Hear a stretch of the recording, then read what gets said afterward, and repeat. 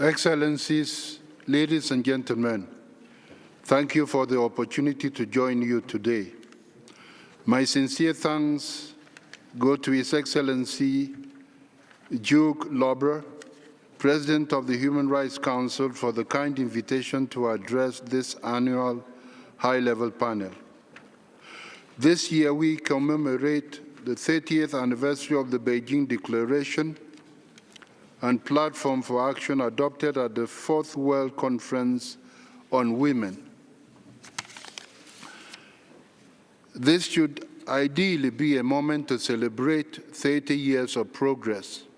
Yet, we are forced to confront hard truths. The truth is so stubborn that it is irreversible and eternal.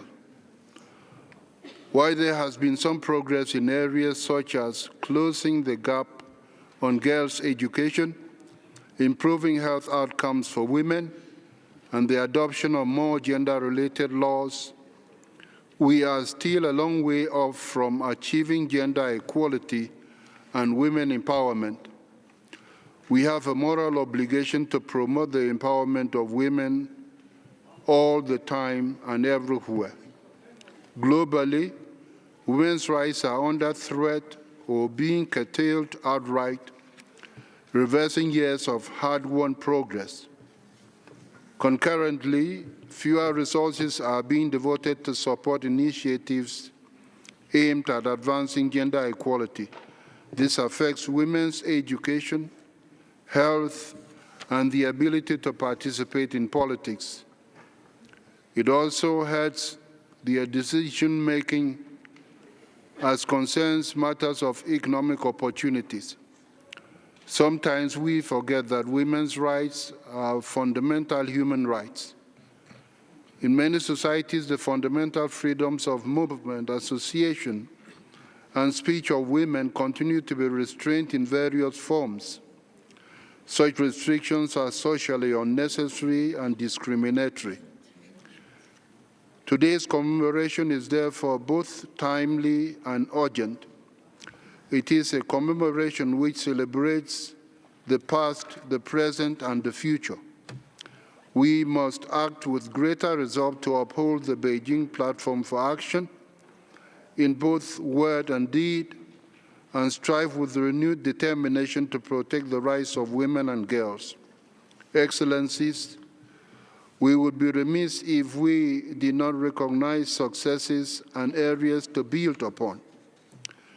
Today, more countries than ever before have adopted laws to advance gender equality, including to protect women and girls from violence and ensure non-discrimination.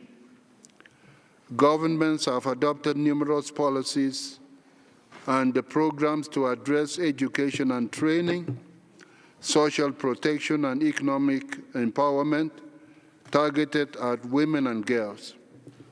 Women and girls occupy a place of choice in my presidency of the United Nations General Assembly. In legislatures globally, the share of women parliamentarians has grown from 11 to 27%. While this is far from parity, it nevertheless constitutes a good step in our onward march towards gender equality and the empowerment of women. We have the opportunity now to seize that momentum. In September last year, Member States reaffirmed their commitment to accelerate efforts to promote women's rights and achieve gender equality in the Pact for the Future. The Pact affirms that this is essential to achieving the Sustainable Development Goals. Through implementation of the Pact for the Future, we can address the obstacles that are holding back our progress. There are some examples. First, such as the sad reality that women and girls continue to be more harmfully impacted by conflict and wars.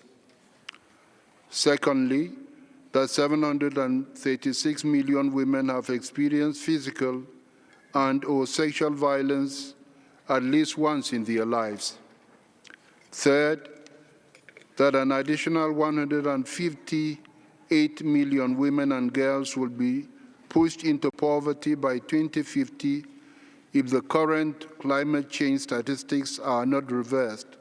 And fourth, that the digital divide is more pronounced along gender lines with a 19% gap.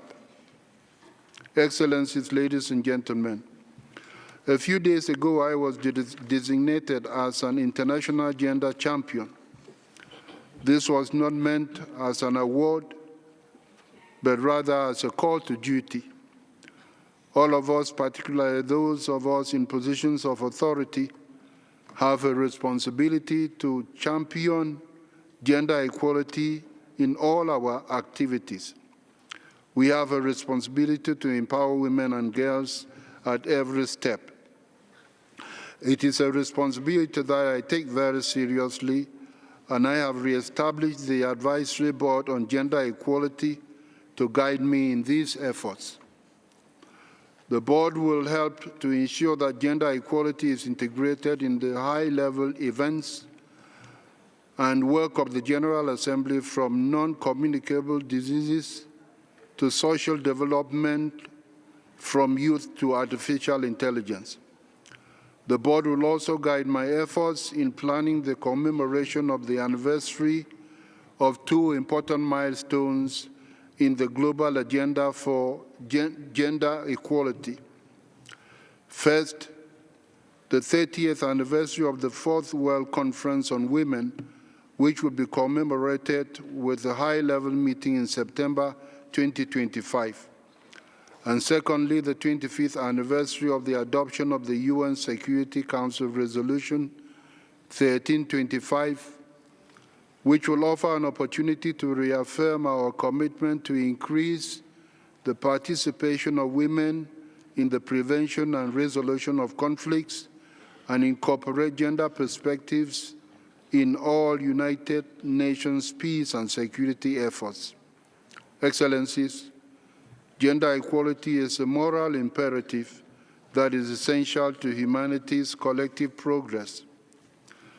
The Pact for the Future and the Declaration on Future Generations demand the full implementation of international commitments on women's rights.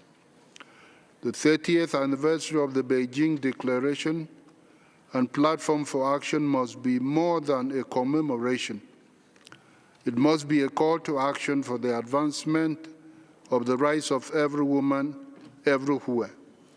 We must reaffirm our commitment urgently and unequivocally to its full realization. Let this anniversary be a moment of resolve, a turning point where we choose action over rhetoric, commitment over complacency. Thank you.